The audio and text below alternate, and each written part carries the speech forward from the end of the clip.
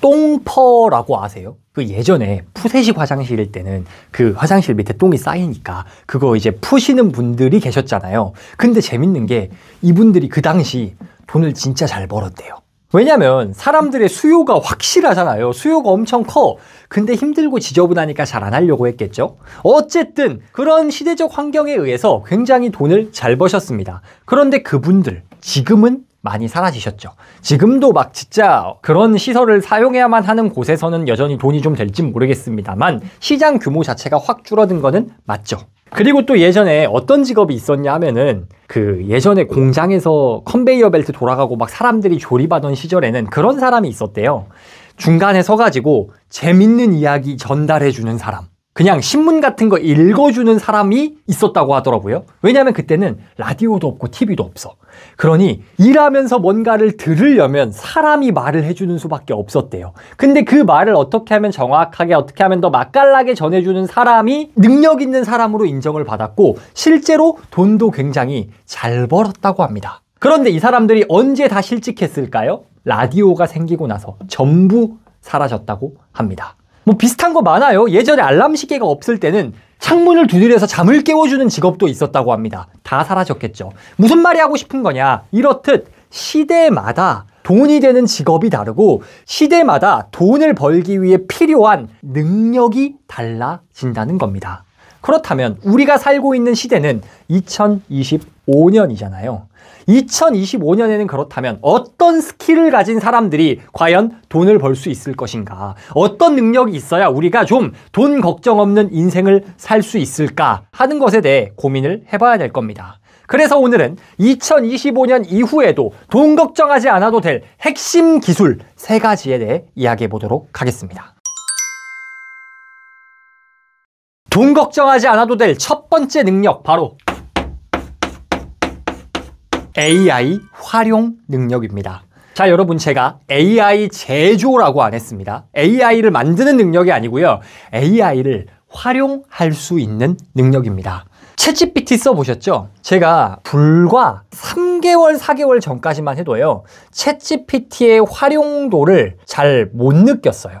실제로 뭔가를 쳤을 때 막 그렇게 정보 찾는데 간단한 검색 정도 하는 데는 좀 유용할지 모르겠는데 그렇게 별로 도움이 안 된다라고 느꼈거든요. 그런데 여러분 이제는요 챗GPT를 안 쓰면 이거는 정말 뒤처지는 정도가 아니라 따라갈 수가 없겠다라는 생각이 들더라고요. 어느 정도냐면은 제가 작가를 채용하고 싶었어요. 컨텐츠 작가나 뭐 뉴스레터 쓰거나 이런 글 쓰는 작업을 좀 대신해 주실 분이 필요할 것 같아서 작가를 채용할까 고민했거든요. 최근에 챗GPT를 써보고 그 계획을 철회했습니다. 필요 없겠더라고요. 챗GPT 한 달에 구독료 $20인데 3만 원 정도만 내면은 300만 원 이상 줘야 될 분의 인건비를 하겠더라고요.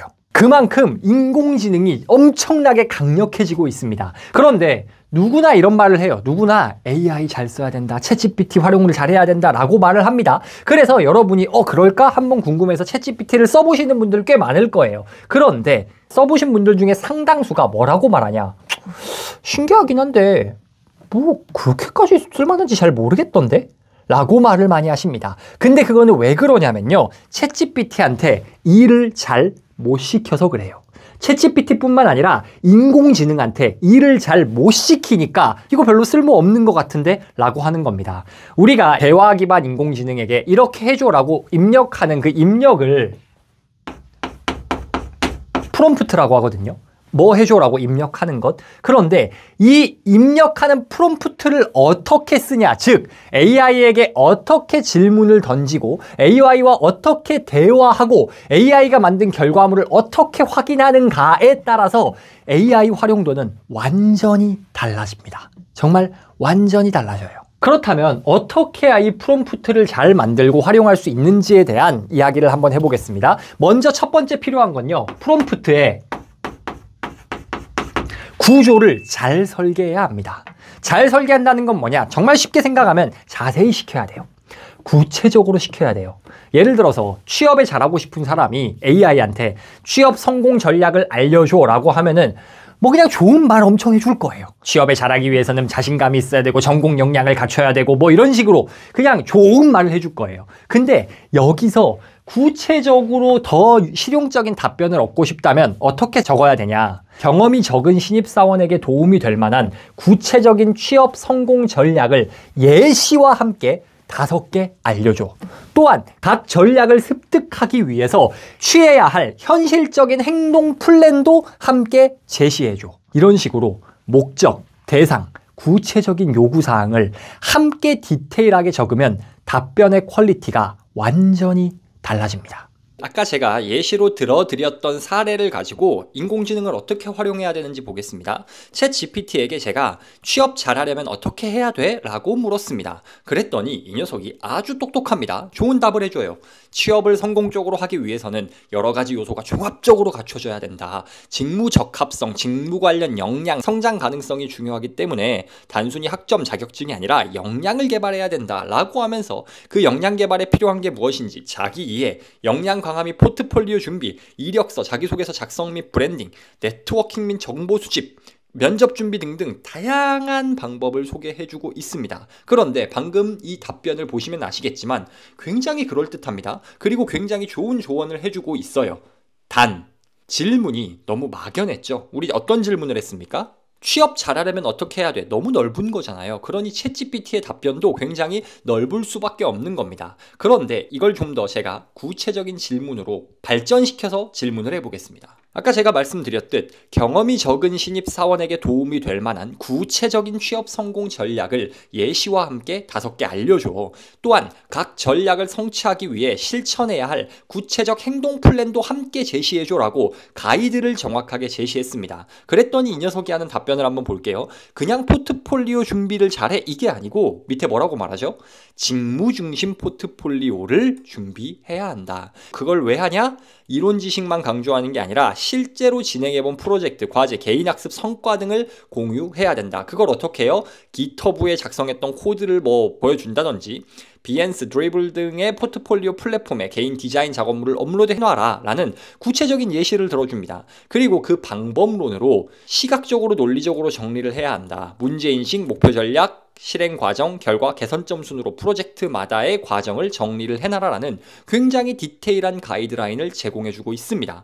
그 이후에 보면은 네트워킹을 어떻게 해야 될지, 현직자의 정보를 구체적으로 학교 동문회를 가보든가 링크드인을 활용해 보던가 하는 구체적 아이디어를 제시해주고 있습니다. 이력서도 그냥 이력서를 잘 써가 아니라 맞춤형 이력서를 작성해라. 업무나 기업별로 요구 역량이 상이하기 때문에 한 가지만 쓰지 말고 기업에 맞춰라. 그럼 그걸 어떻게 맞춰야 되는지 채용 공고를 분석하고 키워드를 추출해라. 그 다음 스타 기법을 사용해라. 뭔지는 모르겠어요. 그러나 우리가 구체적인 답변 가이드를 제시했더니 챗 GPT도 보다 구체적이고 실용적인 답변을 제시해 주는 걸 볼 수 있습니다. 그리고 제가 써보니까요. 이렇게 챗 GPT에게 구체적인 가이드를 줘서 얻는 답변이 웬만한 정말 어떤 분야에서든 어지간히 수준 높은 전문가가 아닌 이상 전문가에게 물어보는 것 못지않은 답변을 줍니다. 최고한테 물어볼 게 아니면 챗GPT한테 물어보는 게 어지간하면 나을 수도 있겠다 생각이 들 정도예요. 프롬프트 잘 활용하는 두 번째 방법은 바로 AI에게 맥락과 자료를 제공하는 겁니다. 그냥 뜬금없이 뭐 해줘 이것보다는 내가 이러이러한 상황이고 내가 가지고 있는 자료와 내용은 이런 게 있어. 이거에 기초해서 결과물을 만들어줘 라고 지시를 하면은 훨씬 더 디테일한 정보가 나옵니다. 예를 들어서 커리어 개발을 어떻게 해야 될지에 대한 정보가 필요하다면 나 어떻게 하면 커리어 잘 쌓아갈 수 있을까? 이게 아니고 나는 지금까지 마케팅 2년 해봤고 영업 1년 해봤어. 그리고 스타트업 운영에 관심이 있어. 이런 상황에서 내가 커리어를 쌓아가기 위해선 어떻게 해야 될까? 라는 식으로 지금 뭐예요? 나에 대한 정보를 줬잖아요. 배경 정보를 이렇게 구체적으로 주고 답을 해! 라고 하면 깊이 있는 답변을 얻을 수가 있습니다. 백문이 불여 일견이기 때문에 역시나 구체적인 맥락을 제공하면 챗GPT가 어떻게 달라지는지를 보도록 하겠습니다. 먼저 제가 굉장히 넓은 질문을 줬어요. 나 어떻게 해야 커리어를 잘 성장시킬 수 있을까라는 굉장히 당연해 보이는 질문을 했습니다. 그러니 이 친구도 굉장히 당연한 답변을 잘 해줍니다. 뭐라고 말하나요? 커리어를 성공적으로 성장시키고 싶다면 결국 스스로 목표와 방향성을 설정해야 된다. 그리고 꾸준히 해야 되고 결과물을 통해 다음 기회를 만들어야 한다. 그에 대한 구체적인 가이드는 무엇이냐? 나만의 Y를 설정하라. 핵심 역량을 강화하고 브랜드를 구축해라. 네트워킹을 해라. 너무 좋은 말이에요. 너무 좋은 말이고 어떤 자기계발 컨텐츠에서 볼 법한 내용인데, 근데 그런 컨텐츠들의 특징은 뭐예요? 범용적이죠. 이 답변이 나쁘다는 게 아니라 나에게 맞춤화된 답변이 아니라 그냥 일반적인 답변을 해줍니다. 그런데 내가 구체적으로 내 상황에 맞는 답변이 필요하다라고 하면 여기에 우리가 맥락을 제공해주면 돼요. 그 맥락을 어떻게 제공하는지 보겠습니다. 이렇게 예를 들 수 있겠죠. 지금까지 내가 맡았던 업무가 인스타그램 퍼포먼스 마케팅 2년이야. 그리고 제약 대면 영업 1년 해봤어. 그리고 난 이제 스타트업 하고 싶거든. 그런데 그에 맞게 커리어를 어떻게 쌓아야 될까라는 맥락을 제공해줬어요. 내가 뭐를 해왔던 사람이고 내가 뭐에 관심이 있다라는 것을 알려줬습니다. 그랬더니 이 녀석이 뭐라고 말하냐? 일단 칭찬해줘요. 마케팅과 영업은 모든 기업의 성장을 견인하는 핵심 기능이기 때문에 너에게는 아주 좋은 밑거름이 될 거예요 라고 말합니다. 그런데 다만 너는 그것만 가지고는 스타트업을 운영할 수 없어. 그럼 어떻게 해야 돼? 너는 다음과 같은 것들을 좀 해봐야 돼 라고 말합니다. 그럼 그게 뭡니까? 일단 본인이 잘하는 걸 점검하고 네 스타트업이 어떤 방향이 되고 싶은지를 결정을 해야 한다 라고 하면서 예시와 함께 설명을 해주고 있어요. 완전히 이건 맞춤화됐다는 느낌은 안 들지만 뭐랄까, 내가 맥락을 제공해 줬으니까 아까와 비슷한 수준의 좋은 답변이지만 이젠 좀 더 나에게 유의미한 조언입니다. 왜? 나의 상황을 보고 듣고 이 녀석이 말을 해준 거니까. 그 다음은 더 재밌습니다. 너가 마케팅 영업을 잘해. 근데 너한테 지금 없는 게 뭐냐면 재무, 인사, 조직관리, 사업 전략, 투자 유치 같은 스타트업 운영에 필요한 이 5가지의 내용은 네가 모른단다. 그럼 네가 그걸 어떻게 공부해야 되냐면 패스트 캠퍼스, 유데미, 코세라 등 온라인 코스를 이용해보는 건 어때? 혹은 오프라인 아카데미를 수강해봐.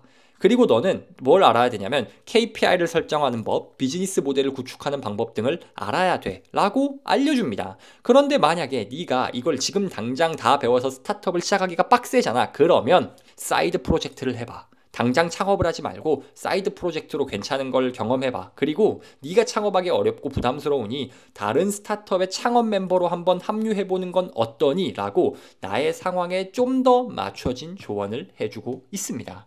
물론 이 녀석에게서 좀 더 개인적인 답변을 이끌어내려면 여기에 내 맥락과 내 의견을 더 집어넣으면 더 자세한 게 나와요. 그런데 그저 단순하게 커리어 어떻게 개발해? 라고 묻는 것보다 구체적인 상황을 몇 가지만 제시해줘도 이렇게 조금 더 우리에게 유의미한 답변이 나오는 걸 확인할 수 있습니다.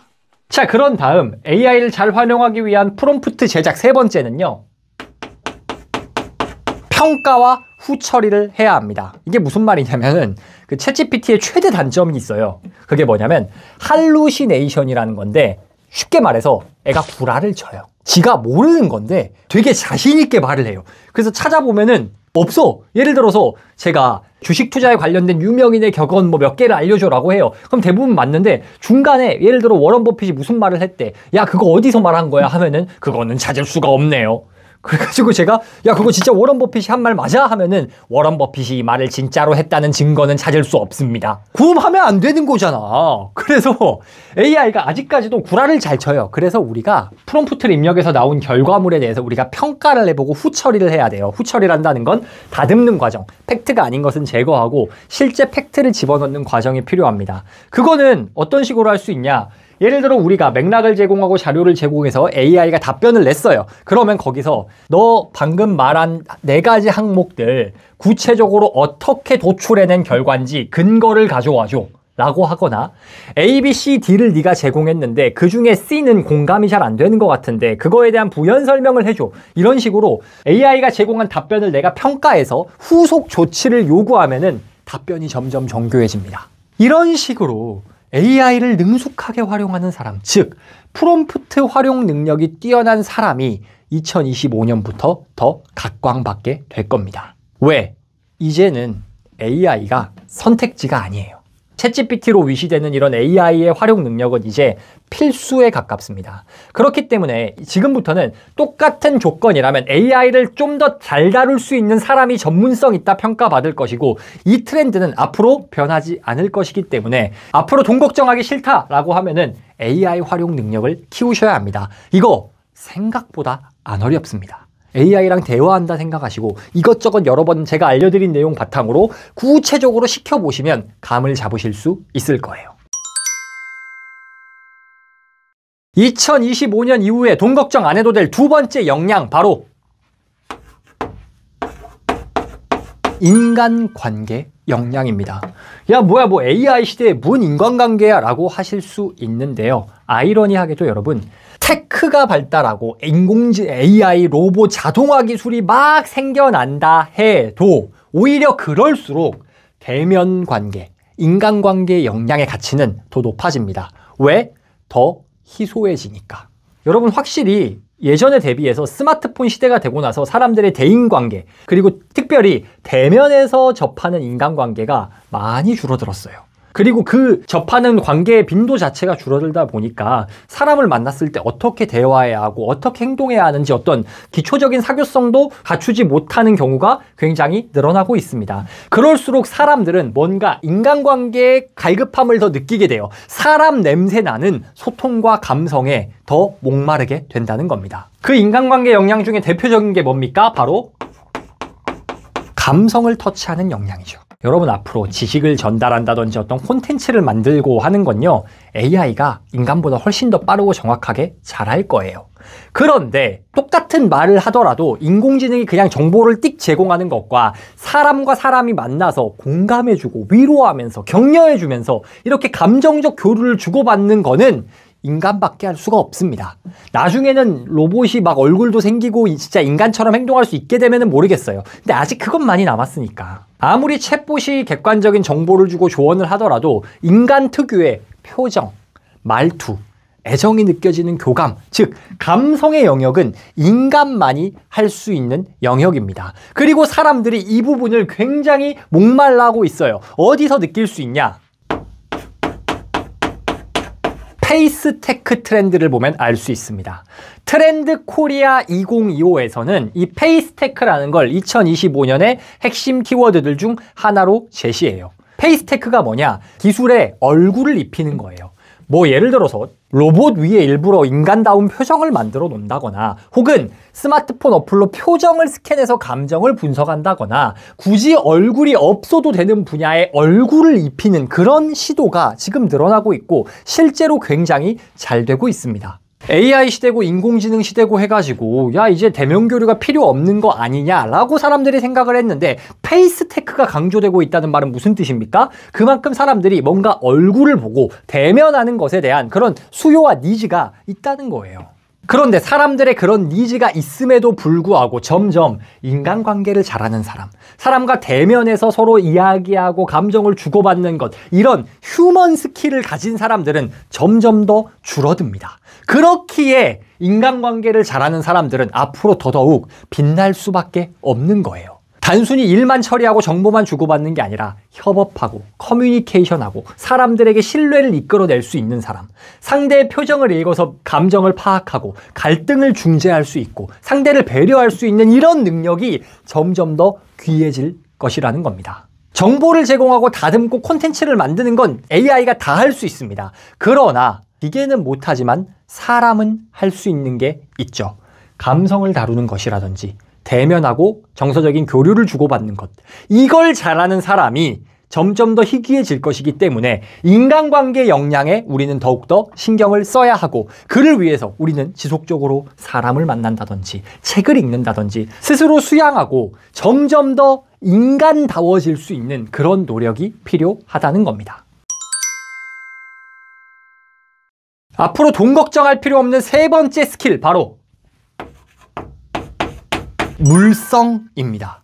물성이 뭐냐? 실제로 물리적인 물체가 주는 어떤 느낌, 그런 매력을 뜻하는 거죠. 물성 매력이 2025년 이후에 더더욱 트렌드를 타고 주목받을 예정입니다. 이번 인간관계 역량도 그렇지만 물성도 뭐냐? 점점 희귀해지는 것이기 때문에 오히려 그것에 더 갈망을 느끼게 되는 거예요. AI 시대, 디지털 시대가 되면서 뭔가 현실 시대에서 뭘 뽀짝뽀짝 만지는 게 많이 줄어들지 않았습니까? 다이어리를 써도 태블릿에다가 막 하는 게 한동안 엄청 유행이고 정답인 것처럼 트렌드를 탔어요. 그런데 요새 오히려 그런 온라인상에서 디지털 기기를 다루는 거에 질렸다. 나는 내가 손으로 만지고 물리적으로 뭐를 직접 하는 게 좋겠다 라고 생각을 해서 오프라인에 집중하는 트렌드가 강해지고 있습니다. 태블릿으로 다이어리 쓰는 게 아니라 나는 물리 다이어리를 써야만 하겠다. 전자책을 볼 수도 있지만 나는 손으로 잡고 책을 봐야만 하겠다 라는 반대 트렌드가 생기고 있는 거예요. 이게 바로 트렌드 코리아 2025에서 제시하는 물성 매력이라는 키워드입니다.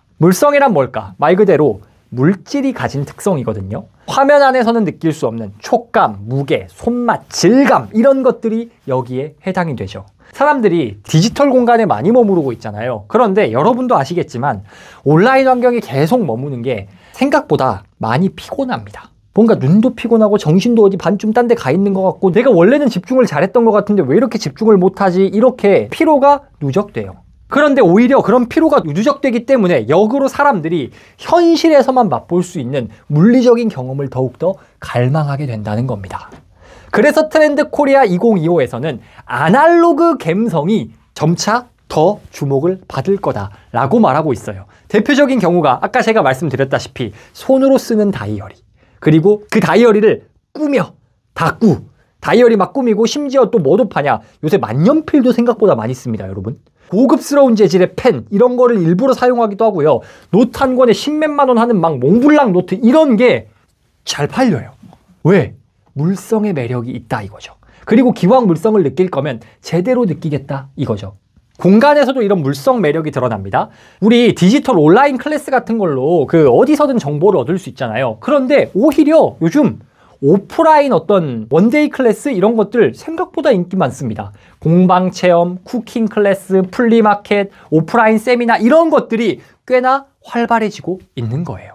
기술이 점점 발달하면서 우리 삶의 많은 부분이 디지털로 넘어갔습니다. 그런데 오히려 디지털에 너무 머물다 보니 거기에 피로감을 느껴서 반문화로 물성에 대한 욕구가 올라가고 있는 거예요.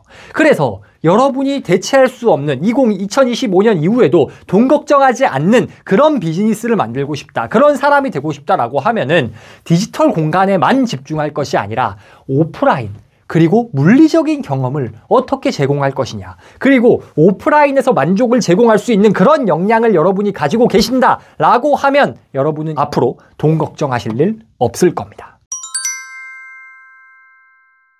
지금까지 2025년 그리고 그 이후에 돈 걱정 없이 살려면 갖춰야 할 3가지 스킬에 대해 이야기해봤습니다. 첫 번째는 AI 활용 능력입니다. 그리고 요즘 AI들은 대화형 방식을 차용하기 때문에 프롬프트를 잘 활용할 수 있어야 한다. 프롬프트는 어떻게 잘 활용할 수 있다? 먼저 질문의 구조를 촘촘하게 자세히 준비해야 한다. 그리고 그 질문을 제공할 때 단순히 명령만 내리는 것이 아니라 맥락과 자료를 제공해서 AI가 내 상황에 딱 맞춰진 사고와 판단을 해서 결과물을 도출할 수 있도록 해야 한다는 겁니다. 그리고 한번 검색해서 나온 결과물을 그대로 활용할 것이 아니라 그것의 진위 여부를 평가해보고 추가적인 보완과 검증을 AI에게 요청함으로써 후처리까지 할 때 정말 AI 프롬프트를 의미 있게 활용할 수 있는 역량이 만들어질 것이다.